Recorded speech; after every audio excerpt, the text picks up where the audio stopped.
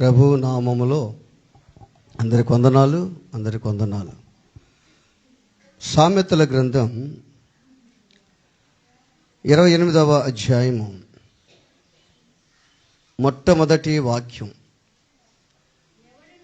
ఎవడును తరమకుండానే దుష్టుడు పారిపోవును, నీతిమంతులు సింహము వలె ధైర్యముగా ఉందురు. ఎవడును తరమకుండానే దుష్టుడు పారిపోవును. ఎవరన్నా మనము ఏదన్నా ఒక కుక్క ఉంది, అది తరిమితేనే పోతుంది, తరముకుంటే పోదు. కానీ దేవుడు చెప్తున్న మాట ఏంటంటే, ఎవడను తరమకుండానే దుష్టుడు పారిపోతాడంట. ఎప్పుడు పారిపోతాడు దుష్టుడు అంటే, నువ్వు నీతిమంతుడిగా ఉన్నప్పుడు. నువ్వు ఎట్టుండాలి? నీతిమంతుడిగా ఉండాలి. రెండోది ఎట్టుండాలి? సింహంలాగా ఉండాలి. అందుకని నీతిమంతులు సింహము వాళ్ళు ఎట్టుంటారంట? ధైర్యంగా ఉంటారంట. ఇప్పుడు అడవిలో జంతువులు ఉన్నాయి. అడవిలో జంతువులన్నిటికీ రాజురు సింహం రాజు. అంటే మనం కథల్లోనే తెలుసుకుంటుంటాం, అంతే కదా. వాస్తవంగా రాజు మంత్రులు ఊరు అక్కడ లేరు. అడవిలో ఆ జంతువులన్నిటికీ కూడా రాజు ఎవరు? సింహం. అయితే సింహం అనేది ఏ రోజు కూడా సింహాసనం కోరుకోదు. అర్థమవుతుందా? సింహం అనేది ఏ రోజు కూడా సింహాసనం కోరుకోదు. నీతిమంతుడు అనేవాడు ఏ రోజు కూడా నాకు ఒక ప్రత్యేకత కావాలా, నన్నే అందరూ పొగడాలా, నన్ను ఎవరు గౌరవించటం లేదు, నేను ఇంతేను, నన్ను వాడు చోట్ల ఈడు చోట్ల అని కోరుకోడు నీతిమంతుడు అనేవాడు. మనం అనీతిమంతులుగా ఉన్నాం కాబట్టి దుష్టుడు మనలో ఉన్నాడు. మనం నీతిమంతులుగా ఉన్నప్పుడు వాడు పారిపోతాడు, సింహంగా ఉన్నప్పుడు. రెండోది ఆలోచన చేయి. నీతిమంతుడు అనేవాడు ఇంట్లో ఉన్న నీతిమంతుడే, బయటికి వెళ్ళిన నీతిమంతుడే. నీతిమంతుడు అనేవాడు ఎక్కడున్నా సరే వాడు స్థానం అట్టే ఉంటుంది. Praise the Lord. ఇప్పుడు రాజు రాజు సింహాసనం మీద కూర్చుంటేనే రాజు. ఇంట్లో రాజు ఉండడా? ఇప్పుడు మన ఇంటికి పోయినాము, రాజు కొలువులోకి వెళితే మహారాజు గారు నీకు వందనాలు నమస్కారం అంటాం మనం రాజుగారిని. ఇంట్లోకి వెళ్ళిన తర్వాత పేరు పెట్టి పిలుస్తామా? ఏమంటాం ఆయన్ని? రాజుగారు అని అంటాం ఆయన్ని. ఎక్కడున్నా సరే ఆయన క్యాడరు తగ్గదు. ఆయన రాజు. మన రాజు ఎవరు? యేసురాజు. మన రాజు యేసురాజు. ఇప్పుడు ఆలోచించండి, అడవిలో జంతువులన్నీ ఉంటే ఆ జంతువులకి రాజు సింహం అని మనం అనుకుంటున్నాం. నిజమే. మనకు ఒక కథ ఉంటుంది. పిల్లలకి స్కూల్కి పోయే పిల్లలకి చాలామందికి ఆ కథలు తెలుసు. రోజుకొక జంతువుని తినేస్తుందంట. ఏది? సింహం. రోజుకొక జంతువుని తినేస్తుంది. నిజంగా కూడా బాగా ఆలోచించండి. నిజంగా కూడా ఆ జంతువులకి జ్ఞానం ఉంటే, ఆ జంతువులకు మాటలుంటే మీటింగ్ పెట్టుకోవా? ఏమని పెట్టుకుంటాయి? మనకు పిల్ల సమస్యగా ఉంది సింహంతో, ఎట్టైనా సరే సింహాన్ని మనం ఏదో ఒకటి చెయ్యాలా, చంపేయాలా, లేకపోతే మనం బతకలేము, రోజుకు ఒక జంతువు తినేస్తుంది అని అనుకుంటాయా లేవా? ఖచ్చితంగా అనుకుంటాయి. ఇప్పుడు మనకి ఒక కథ మీ అందరికీ తెలుసు. ఆ కథ రోజుకొక జంతువుని తినేస్తా ఉంది. ఎవరు వంతు వచ్చిందంట? చెప్పండి, గట్టిగా చెప్పండి. కుందేలు, ర్యాబిట్. కుందేలు వంతు వచ్చింది. ఆ కుందేలు వంతు వస్తే కుందేలు పంపించాలి ఇప్పుడు ఎవరికి? సింహానికి ఆహారంగా. కుందేలు పంపించాలి. ఇప్పుడు కుందేలు వెళ్ళాలి. ఇప్పుడు కుందేలు ఆలోచన చేసింది, నేను ఈరోజు చచ్చిపోతాను, నా పరిస్థితి ఏం బాగలేదు, నాకు సమస్యగా ఉంది, ఎట్ట చేయాలని ఆలోచిస్తా పోతా ఉంది. అక్కడ మాత్రం సింహం ఆకలితో అలమట్టేస్తుంది. ఇంకా ఇంకా కుందేలు రాలేదని. దీనికి ఏం అర్థం కాక పోతా పోతాక బావి మీద కూర్చుంది. బావిలో తొంగి చూసింది. ఏం కనిపించింది? దాని ప్రతిబింబం, దాని నీడే కనిపించింది. ఎవరి నీడ?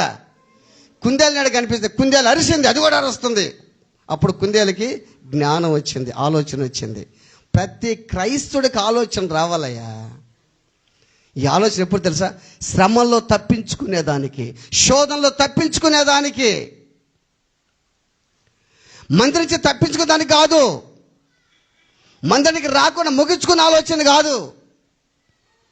శోధన, శ్రమల్లో నుంచి, కుటుంబంలో నుంచి ఈ మాట నేను అనొచ్చా అనకూడదా, ఈ పని చేయొచ్చా చేయకూడదని ఆలోచన రావాలి మనిషికి. ఎవరికి వస్తుంది ఆలోచన? ఎవరికి వస్తుంది? నీతిమంతులకు వస్తుంది. వారు సింహంలాగా ఉంటారు, ధైర్యంగా ఉంటారు. సింహంలాగా ధైర్యంగా ఉంటారు వాళ్ళు. కుందేలు ఆలోచన చేసింది, నేరుగా వెళ్ళిపోయింది. వెళ్ళిపోయిన తర్వాత సింహం, ఏ కుందేలు నాకు ఆకలి వేస్తుంది, ఇప్పుడు వచ్చాను అడిగింది. భలే ఓడివయ్యా, ఇంకో రాజు ఉన్నాడు అక్కడ అడవిలో, ఆ రాజుతో మాట్లాడచ్చు చెప్పు. నేను ఆ రాజు ఏమంటే ఇంకో రాజును, నేనే రాజుని, నేను ఆ రాజుని తినేస్తానంటుంది. నేను ఎట్లా తప్పించుకొని వచ్చేసాను మహానుభావా అని అడిగింది కుందేలు. నేను రాజునైతే ఇంకో రాజా, నేను చంపేస్తా. లేదు లేదయ్యా, నా మాట విని వాడు చంపేస్తున్నాడు, పెద్దగా అరుస్తున్నాడు. లేదు లేదని చెప్పి వచ్చేసింది సింహం. సింహం వచ్చేసింది. వచ్చేసి ఏం చేసింది? నేరుగా బావి దగ్గరకు వచ్చి, ఎక్కడ మహారాజా చూడండి లోపల చూసింది. దాని నీడ దాని ప్రతిమే కనిపించింది. అరిసింది, అది కూడా అరిసింది. పెద్దంగా అరిసింది, అది కూడా అరిసింది. గత్తంతలాగా దూకేసింది. ఏమైపోయింది ఇక్కడ? అర్థమవుతుంది. ఇప్పుడు బాగా గుర్తుపెట్టుకోండి, బాగా గుర్తుపెట్టుకోండి. నిజమైన సింహంగా ఉంటారే ఎవరాళ్ళు? నీతిమంతులు ఉంటారే. నీతిమంతులు చూసి అర్థం పళ్ళు కొరకుతారు. మీకు అర్థమవుతుందా? మందిరికి వస్తా పరిశుద్ధంగా జీవిస్తుంటారే, వారి పని వాళ్ళు చేసుకుంటుంటారే, నీతిగా యథార్థంగా జీవిస్తుంటారే, వాళ్ళని చూసి పక్కన ఏం చేస్తారు? పళ్ళు కొరకుతారు. వాళ్ళ సింహాలోళ్ళు, వాళ్ళ నీతిమంతులోళ్ళు. ఒక సింహం ఉంది బైబిల్లో, దానియేలు ఒక సింహం. దానియేలు అప్పగించిన బాధ్యతలు నెరవేరుస్తా రాజుకు నమ్మకంగా, దేవునికి నమ్మకంగా, యథార్థంగా జీవిస్తే అక్కడ ప్రజలందరూ కూడా ఓర్చుకోలేక దానియేలు ఏదో ఒకటి చేయాలనుకున్నారు. బాగా గుర్తుపెట్టుకో. నీ జీవితంలో కూడా ఆలోచన చేయి. నీ జీవితంలో కూడా నీవు నమ్మకంగా, దేవునికి యథార్థంగా జీవిస్తే నిన్ను ఏదో ఒకటి ఇరికించాలి, నిన్ను శ్రమల పాలు చేయాలి, నిందల పాలు చేయాలి, అవమానపరచాలి, నిన్ను హేళన చేయాలి, నేను ఏదో ఒకటి చేయాలని చూస్తూ ఉంటారు ప్రజలు. ఆలోచన చేయి. కానీ నీతిమంతుడైన వాడు ఎట్టుంటాడంట? సింహం వలె ధైర్యంగా ఉంటాడు. దానియేలు ధైర్యాన్ని విడిచిపెట్టలేదు. ఆఖరికి ఆడ దోశారు ఆయన్ని, సింహాల బోన్లో దోశారు. ఆ సింహాలు కూడా, సింహం అనేది ఒక రాజు అయితే ఆ రాజు కూడా దానియేలుకి సేవ చేసే బంటుడుగా మారిపోయింది. కారణం ఏంటి తెలుసా? దేవుని శక్తి, దేవుని కృప. ఈరోజున ఆలోచన చేయి. నువ్వు నీతిమంతుడివి, ఎవడను తరమకుండానే దుష్టుడు పారిపోతాడు.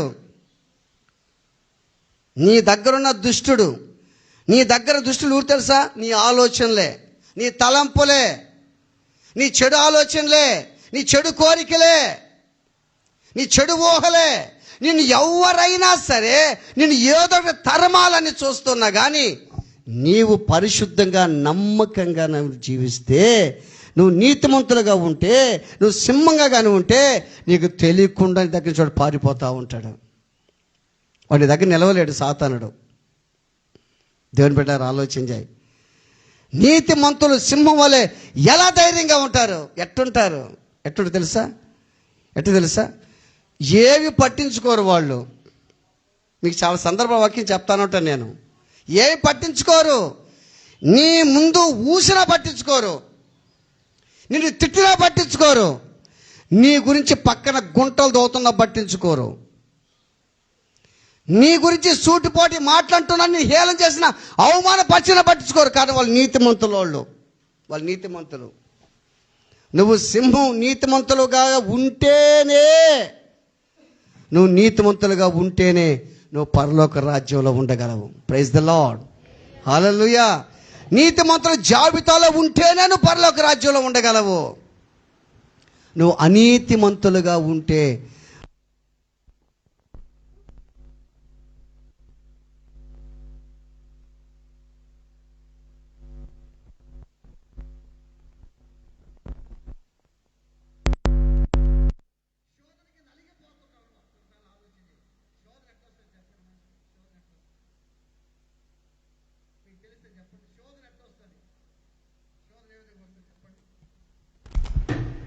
శోధన ఏ విధంగా వస్తుంది? శోధన ఎలా వస్తుంది? శోధన నేను అనుకుంటాను, శోధన ఎట్లా వస్తుందంటే, చిన్న శోధన ఎట్లా వస్తుందంటే, నువ్వు ఇంట్లో కూర్చో ఉన్నావు, ఇప్పుడు చర్చి నుంచి ఇంటికి వెళ్ళిపోతావు అనుకో, వెళ్ళిపోతావు, హాయిగా అన్నం తిన్నావు, అన్నం తిన్న తర్వాత కూర్చో ఉన్నావు. ఒక్కొక్కరు నిద్రపోతూ ఉంటారు, అది వేరే విషయం. నువ్వు కూర్చున్నావు అనుకో, సాతాను ఏం చేస్తాడు తెలుసా? అటు గేరుతాడు నిన్ను, అటు అంటాడు, ఏం నిద్రపోతుండవా, ఏం కూర్చో ఉండవా, ఊరికనే కూర్చో ఉండ, పిచ్చిదానా పిచ్చోడా, అన్నం తిన్నావు కదా, తిన్నా, టీవీ పెట్టుకోపో, టీవీ పెట్టు, టీవీ పెట్టు. ఆ టీవీలో ఏమొస్తుంది నీకు తెలుసా? మంచి మంచి బొమ్మలు వస్తాయి. ఇప్పుడు మంచి మంచి బొమ్మలు వస్తున్నాయి. బొమ్మల కాడి నుంచి ఏమొస్తుంది? ఇప్పుడు బొమ్మల కాడి నుంచి సీరియల్ కాడి నుంచి సినిమా కాడి నుంచి చూడరాని చూడటం. ఇప్పుడు టీవీ కూడా లేదు. ఇప్పుడు ఏముంది? ప్రతి ఒక్కరికి టీవీ ఉంది. ఇప్పుడు ఏంటది? ప్రతి ఒక్కరికి టీవీ. శోధన ఎట్లా వస్తుంది తెలుసా? శోధన సహించేవాడు, సహించటం అంటే ఏంది? శోధన వచ్చింది. నేనేం చెప్పిన దాకా మీకు జ్ఞానం ఉండాలి మనిషికి. ఆలోచన, ఇది నేను చేయొచ్చా చేయకూడదా? అరే నేను ఎవరిని? సింహాన్ని. సింహం గడ్డి మేస్తుందా? నువ్వు ఎట్ట మేస్తావు? అడ్డమైన మేస్తుంటివే. అసలు నిజమైన సింహము గడ్డి మేస్తుందా? మేదు. నాన్ వెజిటేరియన్ తింటుంది అది. వేటాడి కష్టపడుతుంది, వేటాడింది వాసన కొట్టేది తింటుందా? నువ్వు వాసన కొట్టేది తింటుంటివి అంటే అర్థమైంది మీకు తెలుసా? అసలు ఈ పని చేయొచ్చా చూడు, అది తింటుంటివి, అది చేస్తుంటివి, ఈ మాట అనుచను అది కూడా అంటుంటివి. నువ్వు సింహం ఎట్ట అవుతావు? నువ్వు ఆలోచించాయి. నువ్వు సింహం కాదు, నువ్వు సింహం కాదు. నిజమైన సింహం అనేవాడు ఎట్లా తెలుసా? వాడు పోతా ఉంటే కుక్కలు మొరగతా ఉంటాయి. వీడు పెద్ద భక్తి పరుడు అంట, ఈ పెద్ద భక్తి పరురాలంట, ఈ పరిశుద్ధురాలంట, వీడు పరిశుద్ధుడంట, ఇంక ఆత్మ వస్తుందంట, వీడు చేస్తాడు అనుకుంటా ఉంటే నువ్వు సింహం కాబట్టి పోతా ఉంటావు. నువ్వు అంతే, నువ్వు పోతా ఉంటావు. నువ్వు సింహం, నువ్వు పోతా ఉంటావు, హ్యాపీగా పోతా ఉంటావు. నువ్వు వాళ్ళు అనుకుంటా ఉంటావు నీ గురించి, పడిపోతాడు అనుకుంటా ఉంటావు నీ గురించి. నువ్వు ఓర్చుకో. Praise the lord. నువ్వు ఓర్చుకో. కారణం తెలుసా? ఎవరైతే పరిశుద్ధంగా జీవిస్తారో, గొప్పోళ్ళు ఉంటారో, వాళ్ళ గురించి అనుకుంటా ఉంటారు. నువ్వేమంటావు తెలుసా? ఇవాడు ఒకటే నన్ను అంటా ఉన్నాడయ్యా, ఒకటే నా మీద ఎత్తుకున్నాడు అంటలా. అసలు నీకు అర్థం కాల విషయం. కారణం తెలుసా? వాడి దృష్టిలో నువ్వు గొప్పోడివి. నిన్ను ఎవడైతే సూటిపోటి మాటలతో నిన్ను హేళన చేసి హింస పెడుతున్నాడో వాడి దృష్టిలో నువ్వు గొప్పోడు కాబట్టి నేను అంటున్నాడు. వాడు గుర్తుపెట్టుకో. అటుంటాడు, నీకు ఉండాలంతే. అటుంటాడు, నాకు ఉండాలి, నీకు ఉండాలి, అందరికి ఉండాలా. నాకు వీళ్ళు ఎవరొద్దు అని అంటే నువ్వు డెవలప్ కాలేవు, దీవించబడలేవు. నువ్వు ఉద్యోగం చేస్తున్నావు, ఉద్యోగం చేస్తున్నారంటే ఎంత నెలకే? 70. ఓయమ్మ 70? ఎంత నెలక? 80. ఓయమ్మ, ఇది తెలుసు నీకు? వాళ్ళకి ఏమో లేదు తల్లి, ఏమంటుంది పక్కన చెప్పి పక్కన వాళ్ళందరికీ ఎట్టుంటుంది? వాళ్ళు 70-80 వేలు తెచ్చుకొని వాళ్ళ భార్య బిడ్డలు వాళ్ళు శుభ్రంగా హాయిగా ఆనందంగా ఒకరింటికి పోకుండా శుభ్రంగా తింటుంటే, వాళ్ళ ఇంట్లో వాళ్ళ సొత్తు వాళ్ళు తింటుంటే పక్కన వాళ్ళు ఎట్లా తెలుసా కాసుకుంటారు. పక్కన వాళ్ళు ఎట్లుంటారు చెప్పండి, ఎట్లుంటారు పక్కన వాళ్ళు? అరుస్తూ ఉంటారు. వీళ్ళు మాత్రం హ్యాపీగా ఇంట్లో ఉంటారు. అటు మనకు ఉండాలి ఎందుకు తెలుసా? ఈ 70 నుంచి 80 నుంచి కోట్ల రూపాయలకి వెళ్ళిపోవాలి నువ్వు. ప్రైజ్ ద లార్డ్, హల్లెలూయా. నీకు శోధన వస్తుంది, నువ్వు సహించాలి. శ్రమ వస్తుంది, ఓర్చుకో. శ్రమ వచ్చిందని మందిరికి రాకుండా ఆగిపోవటం, శోధన వచ్చిందని ఆగిపోవటం, ఎలా ఉంటుంది నీ జీవితం? ఆలోచించి దేవునికి ఏం నేర్పిస్తుంది, ఏం నేర్చుకుంటాడో అసలు ఆలోచించాయి. ఒక వాక్యం చూపిస్తే బైబిల్లో మీకు, హెబ్రీలకు రాసిన పత్రిక 2వ అధ్యాయము 18వ వాక్యం. తాను శోధించబడి శ్రమ పొందెను గనుక శోధింపబడు వారికి సహాయము చేయగలవాడై ఉన్నాడు. వా, ఎంత మంచి వాక్యం అమ్మా ఇదే! అసలు మీకు అర్థమవుతుందా ఈ వాక్యం? తాను శోధించబడి శ్రమ పొందాను. ఎవరైనా పెద్దగా చెప్పాలి. ఎవరైనా? యేసుక్రీస్తు ప్రభు, హల్లెలూయా. అపోస్తలుడైన పౌలు మాట మాట్లాడుతున్నాడు. ఎవరి గురించి? యేసయ్య గురించి. తాను శోధించబడి శ్రమ పొందను కనుక తర్వాత శోధింపబడు వారికి సహాయము చేయవాడై ఉన్నాడు. ఉంది కదా. ఇప్పుడు నువ్వెందుకయ్యా బాధపడతావో? నీకు సహాయం చేసే మనిషి కాదు.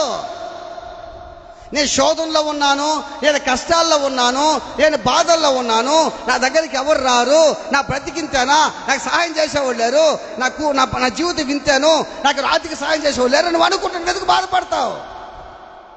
నువ్వు శోధించబడుతున్నావా, శ్రమ పడుతున్నావా? శోధించబడే వారికి, శ్రమపడే వారికి సహాయం చేయవాడని తెలిసే ఆయన శోధన జయించాడు. Praise the Lord. శోధన జయించాడు ఆయన శోధన జయించాడయ్యా. శోధన జయించాడు ఆయన. నిన్ను కూడా శోధన జయించమంటున్నాడు. కానీ తెలుసా, నేను నీకు సహాయం చేస్తాను. నీతిమంతులైన వారు, సింహంగా ఉండే వాళ్ళు శోధన జయిస్తారు. వాళ్ళు నిజమైనటువంటి నీతిమంతుడిగా ఉంటే ఈ శోధనలు, ఈ శ్రమలు, ఈ కష్టాలు, ఈ బాధలను పట్టించుకోవా. అసలు రోగాలు వస్తూ ఉంటాయి, పోతూ ఉంటాయి. శోధనలు వస్తూ ఉంటాయి, పోతూ ఉంటాయి. శోధన నువ్వు తెచ్చుకుంటావా లేకపోతే అవి వస్తాయా? ఒక సందర్భంలో చెప్పండి, నువ్వు పోతా ఉండవు. ఇప్పుడు ఎట్టంటే నువ్వు పోతా నేరుగా కానీ ఒక బండికి గుద్దేస్తే అదేంది? అది తెచ్చుకోవటం. అది నువ్వు పోతా ఉండవు. నువ్వు పోతా ఉంటే నేరుగా వేరే బండి నీ కాడ వచ్చి నిన్ను కొట్టేసింది, అది శోధన. నువ్వేం చేయలేదండి, నీ పాటికి నువ్వు పోతున్నావు. ఆ విధంగా దాన్ని కాపాడుతాడు. నీ పాదములకు రాయి తగలకుండా దేవదూతలకు ఆజ్ఞాపిస్తాడు దేవుడు. నా బిడ్డ పోతా ఉన్నాడు.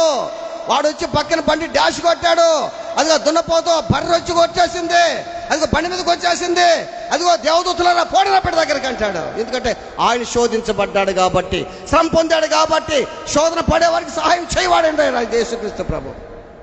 ఇంత గొప్ప దేవుడు, ఇంత గొప్ప శక్తిమంతుడు, ఇంత గొప్ప సహాయం చేస్తాడు నీకుంటే ఎందుకు భయపడతావు నువ్వు? ఎంత మంచి వాక్యం అది, ఆలోచించి.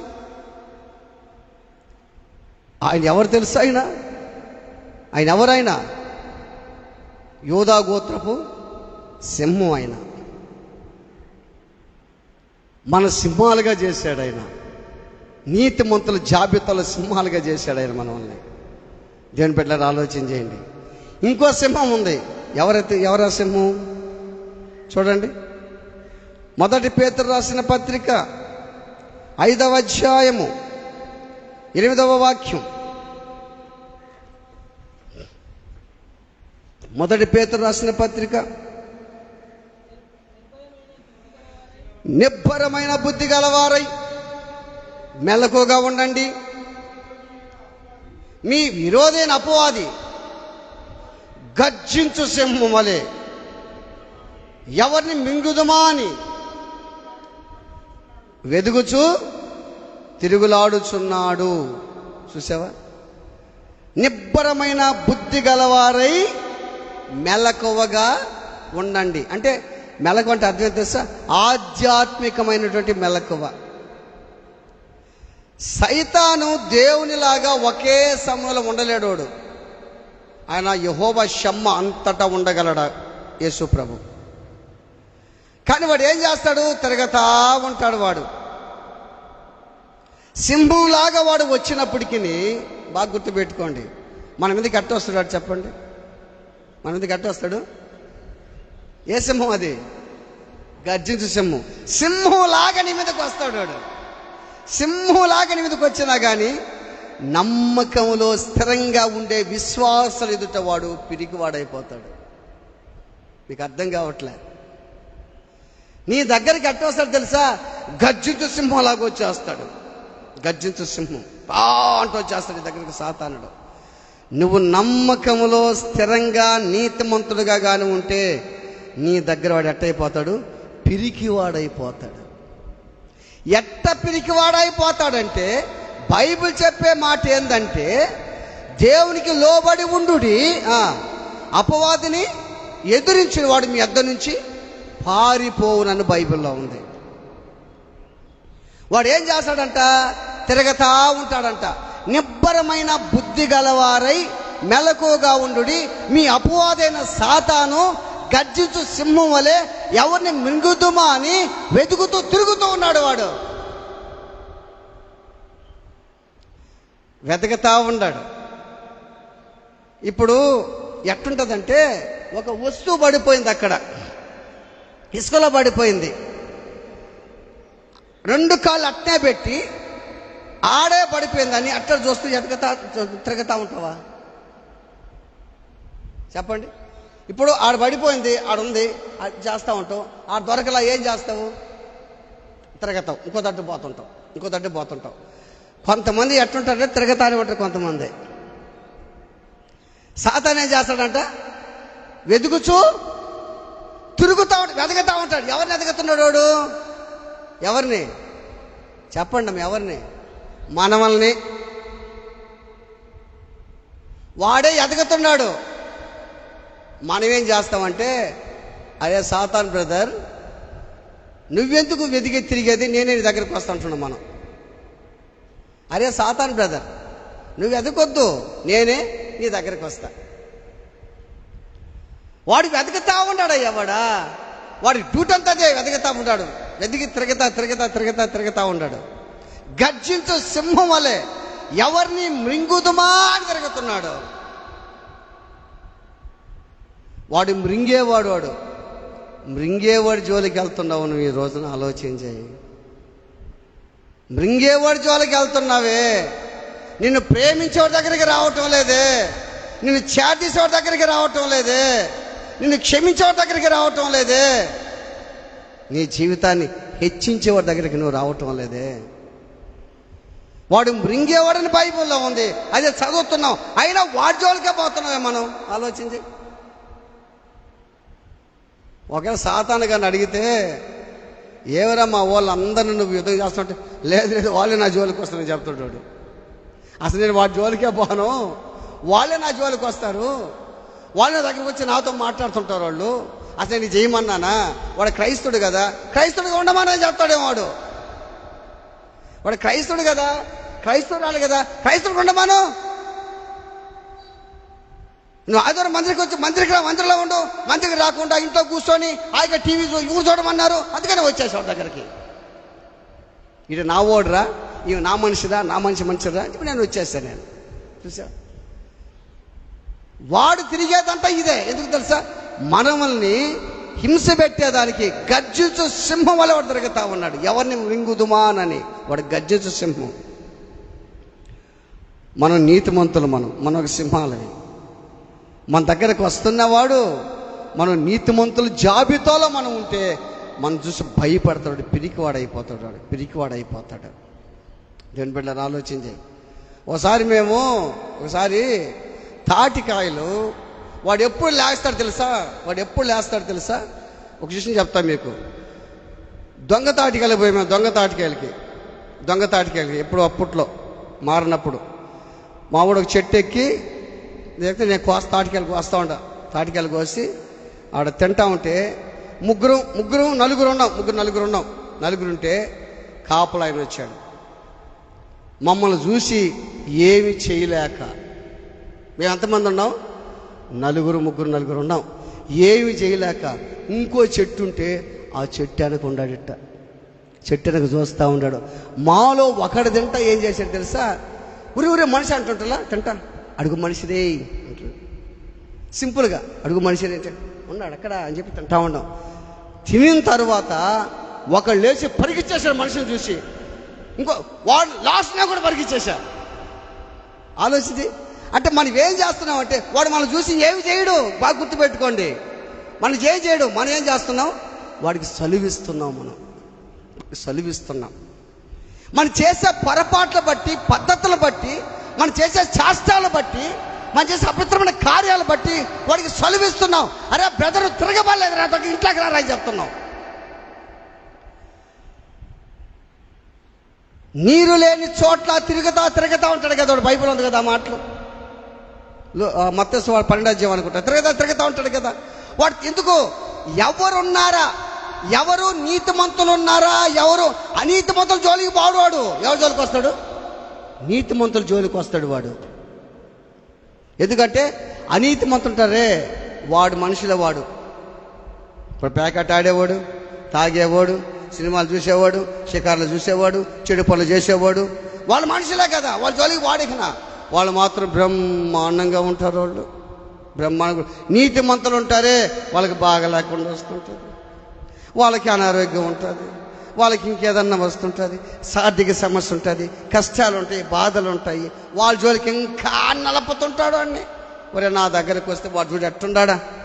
వాళ్ళు కూడా చర్చికి పోతారయ్యా, వాళ్ళు కూడా గుడికి పోతారా, వాళ్ళు కూడా పోయి పాటలు పాడతారు, ప్రార్థన చేస్తారు, వాక్యం చదువుతారా.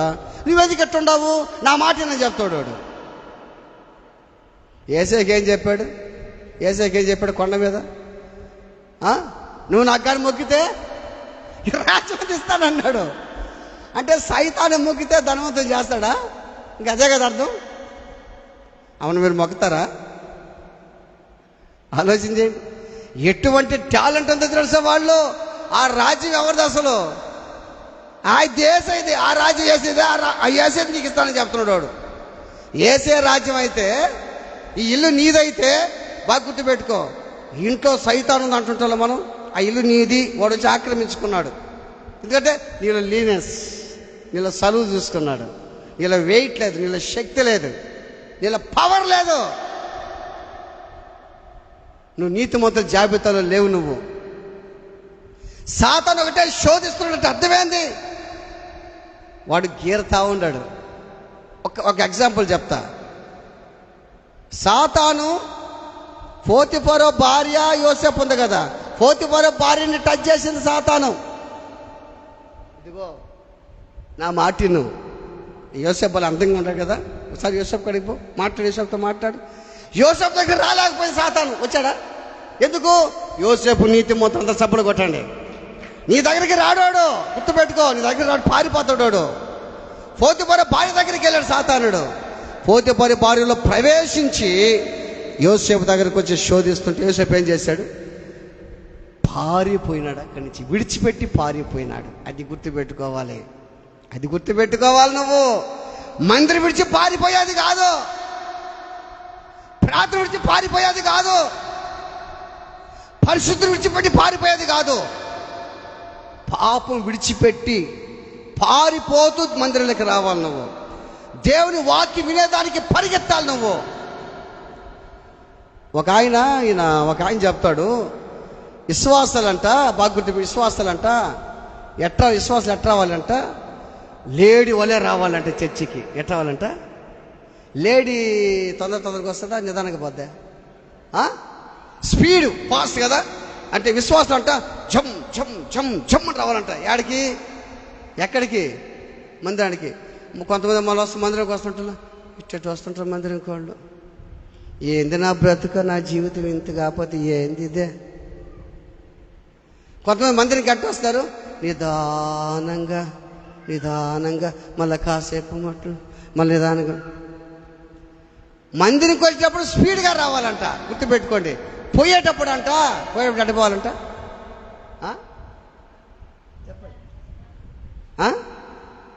పోయేటప్పుడు తాబేలాగా పోవాలంట. ఎట్టంట అంటే అర్థం ఏంటంటే, వచ్చేటప్పుడు ఫాస్ట్గా రావాలి మందిరికి, పోయేటప్పుడు తాబేలంటే అర్థం తెలుసా? అందరితో మాట్లాడుకోవాలంట, అందరూ పలకరించుకోవాలంట. ఏ అక్క బాగున్నావు, కన్నా బాగున్నావు అన్న, అందరితో మాట్లాడుకొని తాబేలాగా చిన్నగా పోవాలంట. మన అట్టు మందిరం ఓటం వెళ్ళిపోవటం, మన వెళ్ళిపోవటం, వచ్చేటప్పుడు కూడా వచ్చేటప్పుడు మాత్రం చిన్నగా రావటం. అట్ట కాదు ఉండాల్సిందే. సాతాను అన్ని మీకు ఆలోచనిస్తా ఉన్నాడు, మీకు గుర్తుపెట్టుకోండి. మీకు అర్థం కావట్లేదు అసలు, దేవుని పిల్లలు మీకు అర్థం కావట్లేదు. సాతాను వాడు నిన్ను చిక్కించేదానికి, నిన్ను హింసగా తరువాత నేను ఎదుగుతా తరువాత ఉంటే, కానీ యేసయ్య ఏం చేస్తాడు తెలుసా? చూడండి, యేసయ్య యెషయా గ్రంథం చూడండి. యెషయా గ్రంథం 65వ అధ్యాయము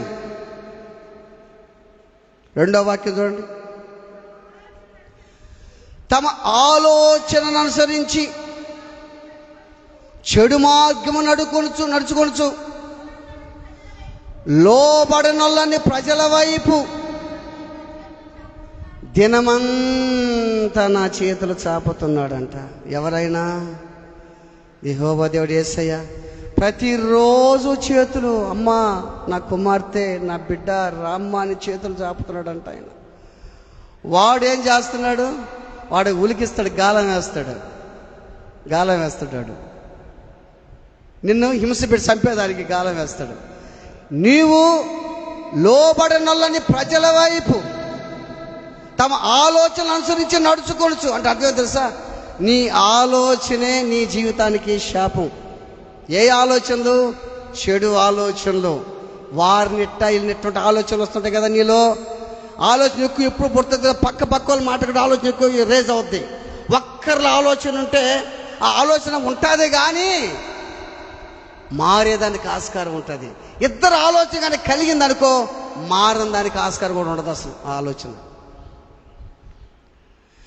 ఎవరైతే చెడు ఆలోచనలు ఆలోచిస్తుంటారో అదే వారి జీవితాల శాపం వస్తుంది, వాళ్ళకి అదే పాపం అసలు. తమ ఆలోచన అనుసరించి నడుచుకునే వారి వైపు దినమంతయు ఆయన చేతులు చాపుతా ఉన్నాడంట. వాడు వర్క్ వాడు చేస్తున్నాడు. ఎవరి వర్క్? సాతాను. వాడు వర్క్ ఏంది? ఏం చేస్తున్నాడు వాడు? ఎవరిని మృంగుదుమా అని ప్రతిరోజు వాడు తిరుగుతున్నాడు. కానీ యేసయ్య నా బిడ్డల్ని మణింగతాడని దినమంతా చేతులు చాపుతున్నాడు, నా దగ్గరకు రాని చాపుతున్నాడు ఆయన. దేని బిడ్డలారా ఆలోచించి, దేవుడు మనల్ని నీతిమంతుల జాబితాలో సింహంగా చేశాడు. వాడు సాతానుడు ఎవరాడు? గర్జించు సింహం వాడు. అయితే సాతాను మన కానీ పరిశుద్ధంగా కానీ ఉంటే సమాధాన కర్తయగు దేవుడు సాతాను మీ కాళ్ళ కింద శీఘ్రముగా చితక దొక్కించండి బైబిల్లో ఉంది. రోమిలకు రాసిన పత్రిక అనుకుంటా, చివరి అధ్యాయం అనుకుంటా నేను. సమాధానకర్తకు దేవుడు సాతాను మీ కాళ్ళ కింద శీఘ్రంగా చితక తొక్కించును. నువ్వు పరిశుద్ధంగా జీవించినప్పుడు, నువ్వు నిందారహితంగా జీవించినప్పుడు జాగ్రత్త. సింహం జోలికి పోకూడదు. దానియేలు జోలికి పోయారు. వాళ్ళు ఏమైపోయారు? వాళ్ళు సింహాల పాలు అయిపోయారు. నువ్వు సింహాల జోలికి బాబాకు, నీతి మంతుల జోలికి బాబాకు, పరిశుద్ధ కూడా జోలికి బాబాకు. నువ్వు కనీసం లోపల నువ్వు వాళ్ళ గురించి చెడుగా ఆలోచించడానికి ఇబ్బందే. గుర్తుపెట్టుకో, దేవుడు ఒప్పుకోడు. అరే నా బిడ్డ నీ జోలికి వచ్చాడంటరా, నా బిడ్డ పరిశుద్ధుడురా, నా బిడ్డ పరిశుద్ధురాలురా, నా బిడ్డ అంటావని చెప్పి దేవుడు కోపం వస్తుంది. జాగ్రత్తగా గుర్తుపెట్టుకో. అయినా నీ ఆలోచనలతో నువ్వు సతమతం అవుతుంటే, నువ్వు చెడుగా ఆలోచన చేస్తుంటే దినమంతా ఆయన చేతులు చాపుతున్నాడు నీ కొరకు, నువ్వు వచ్చేదానికి, దేవుని దగ్గరకు వచ్చేదానికి. సాతాను తొక్కతావు తెలుసా? ఎడ్డొక్కతావు తెలుసా? 91 కీర్తన 13వ వాక్యం చదవండి. 91:13. నీవు సింహములను నాగు పాములను తొక్కెదవు, కొదమ సింహములను భుజంగములను అనగద్రొక్కెదవు. Praise the lord. నువ్వు తొక్కతావు. ఏం తొక్కతావు? సింహాలను తొక్కతావు, నాగుబామలు తొక్కతావు, కొదమ సింహాలు తొక్కతావు. ఎప్పుడు? నువ్వు నీతిమంతుడిగా ఉన్నప్పుడు, నువ్వు సింహంగా ఉన్నప్పుడు. ఈ జోలికి ఎవరు రాలేరు. సింహం జోలికి వస్తుందా? అడవుల్లో రాదు. అంత భయమే సింహాన్ని చూస్తే. నేను చూస్తే అందరికి భయమే. తెలుసా? నువ్వు పరిశుద్ధంగా ఉన్నప్పుడు భయమే నీ గురించి. లీనస్ అయిపోతావు నువ్వు జీవితంలో. ఆలోచన చేయి. అపరిశుభ్రంగా నువ్వు జీవిస్తే, అపవిత్రంగా ఉంటే. ఇప్పుడు చెడ్డగా పాపం చేసేవాడిని గౌరవిస్తారా? పరిశుద్ధిని గౌరవిస్తారా? ఎవరు గౌరవిస్తారు చెప్పండి? ఇప్పుడు చెడ్డగా పాపం చేసేవాడు ఉన్నాడు, వాడికి స్నేహితులు ఎక్కువ ఉంటారా? పరిశుద్ధుల స్నేహితులు ఎక్కువ ఉంటారా? అంతే. వాడు పాపం చేస్తాడు కదా, వాడికి స్నేహితులు ఎక్కువ మంది ఉంటారు. వాడికి పరిశుద్ధుడికి ఇప్పుడు వాడు పాపం చేస్తాడని తెలిసి కూడా వాడిని అండరు. ఎందుకు తెలుసా అంటే తంతాడు వీళ్ళని. నీతిగా ఉంటారే వాడి మీద ఫోకస్ చేస్తారు. అదే కదా దానియేలు ఏమన్నా అన్నాడు? ఎవరినన్నా? దానియేలు జోలికి పోయినాడా? షడ్డంగి సైపులు వాళ్ళు జోలికి పోయినారా? ఏమన్నా చేశారా? దానియేలుని సింహబోను చేసినాక నిద్ర బాల. కొంతమంది అట్టుంటుంది వాళ్ళ జీవితాల్లో. వాళ్ళు ఏదో ఒకటి చేసిన దాకా, నలిపిన దాకా, వాళ్ళకి ఏదైనా అవమానం చేస్తే నవ్వుకోవటం. అబ్బా పగలబడి నవ్వుకోవటం. ఎట్టుంటో తెలుసు మనుషుల జీవితాలు. వాళ్ళకి జరగరాంది జరిగితే నవ్వుకోవటం, వాడికి అట్ట కావాలనుకోవటం. దానియేలు మీద సందడిగా పోయినట్టు రాజుగాడికి దానియేలు గురించి చెప్పేదానికి సందడిగా. ఒక మనిషిని ఎగతాళి అంటే సందడి జనాలకి. ఏ సింహబోన్లో దానియేలు నాశనం అయిపోతాడు, సస్తాడు అనుకున్నారు. దేవుడు ఒప్పుకుంటాడా? దేవుడు అనుకున్నాడు. మీరు నా సింహం జోలికి వచ్చారు. మీరు నా సింహం నీతిమంతుడు. నా సింహాన్ని మీరు అంటారా? టచ్ చేస్తారా? మీరు టచ్ చేయగలరా? అది కూడా ఎందుకు పంపించాను తెలుసా? సింహ బోన్లకి నేను మహిమ పొందేదానికి. సింహాలను బోన్లో నుంచి అన్ని సింహాలుంటే, 200 చిల్లర సింహాలుంటే, ఒక్క దానియేలుంటే బయటికి సేఫ్గా వచ్చాడంటే దానియేలు ఆరాధించే దేవుడు మహిమ పొందాలంతే. మహిమ పొందేదానికి నేను సింహబోన్లోకి పంపించా. నిన్ను కూడా అంతే.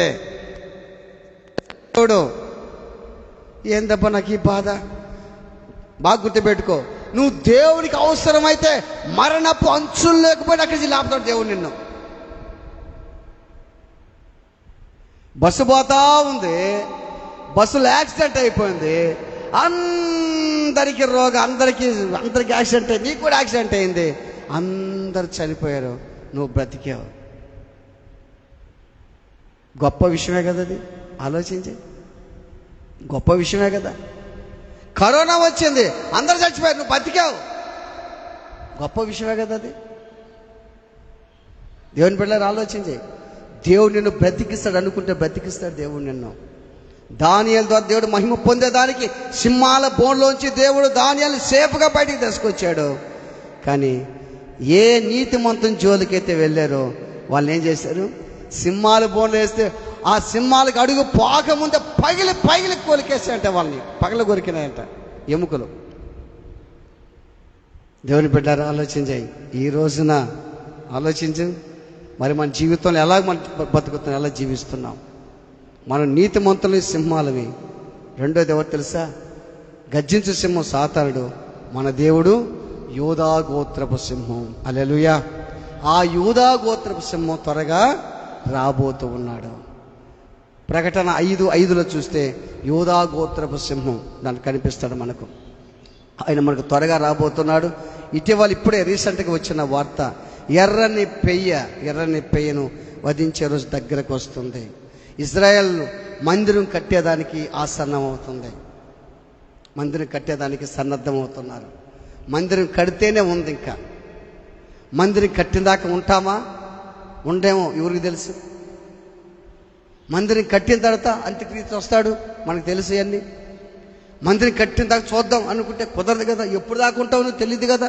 ఆలోచించి, ఏ దినమున ఏ రోజు ఏం జరుగుతుందో నీకు తెలియదు. ఒకసారి మనం ముగించేద్దాం.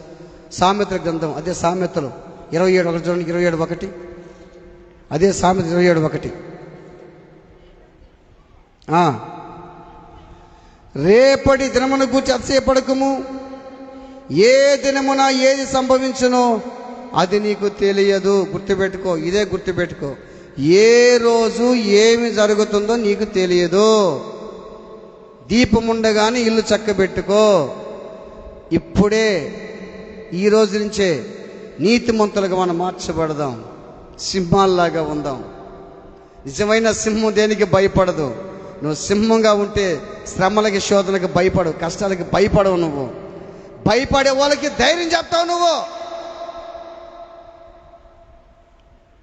వాడు శోధిస్తూ ఉంటాడు, నిన్ను గేరుతూ ఉంటాడు, శోధిస్తూ ఉంటాడు. యోసేపుని టచ్ చేయలేకపోయాడు సాతానుడు. యోసేపుని టచ్ చేయలేకపోయాడు. అంతే, నేను టచ్ చేసేసాను, భయపడాలి వాడు, అంతే, భయపడాలా. నువ్వు ఆ విధంగా మనం జీవిద్దాం. ఆ విధంగా మనం జీవించినప్పుడు యోధా గోత్రపు సింహం మన కోసం రాబోతున్నాడు. ఆయన మేఘాల మీద వస్తాడు. ఈ రోజున నీకు వాహనాలు లేకపోవచ్చు, మనకు ఒక వాహనం ఉంది. ఆ రోజున మేఘ వాహనం. ఆ మేఘాల మీద మనం ఈ దేవుని దగ్గరికి పోబోతున్నాం. ప్రార్థన చేసుకుందాం, తల్ల వంచుదాం, కళ్ళు మూసుకుందాం.